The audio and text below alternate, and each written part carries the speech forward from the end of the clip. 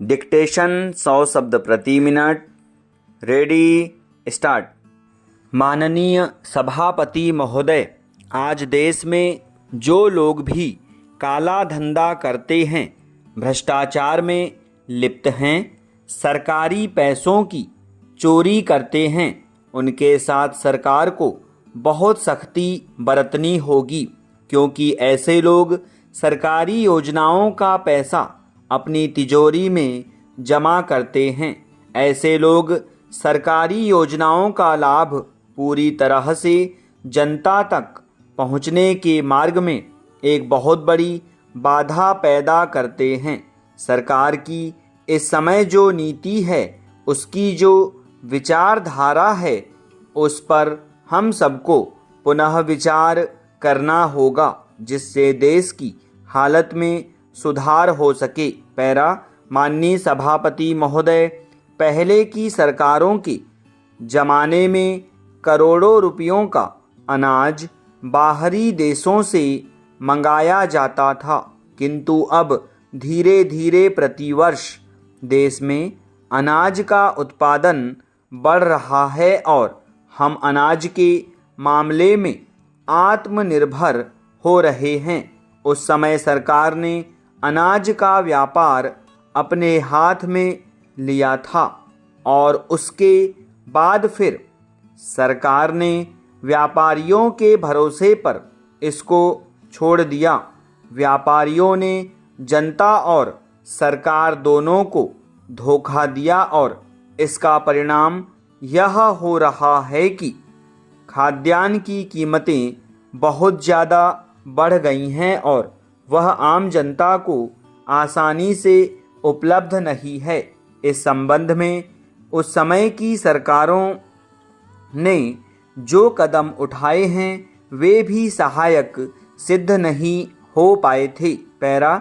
माननीय सभापति महोदय, अभी हमारे अनेक मित्रों ने कहा है कि सरकार बाहर से इतना अनाज मंगाने पर जो धनराशि खर्च कर रही है, उस धनराशि को यदि हमारे देश के किसानों को देती तो हमारे देश के किसान अनाज का उत्पादन बढ़ाते और हमको विदेशों से अनाज का आयात नहीं करना पड़ता। इसलिए मैं चाहता हूं कि अनाज के संबंध में हमारी एक साफ और बिल्कुल स्पष्ट नीति होनी चाहिए। किसान को क्या चाहिए वह हम उसे दें और किसान से क्या लेना है उसका मूल्य निर्धारित करें। इसके लिए हमें एक राष्ट्रीय मूल्य नीति का निर्धारण करना होगा।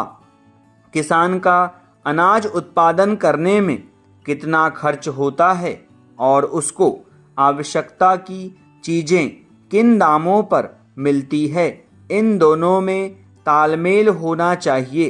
किसान गन्ना पैदा करे, किसान सरसों पैदा करे, किसान चना पैदा करे तो उसको कुछ तो लाभ होना चाहिए। मैंने इस सदन में पहले भी कहा था कि खेती को नुकसान का नहीं बल्कि मुनाफे का धंधा बनाने पर ही देश में अनाज का उत्पादन आशा के अनुसार बढ़ेगा और खाद्यान्न की समस्या का कोई हल निकल सकेगा। पैरा।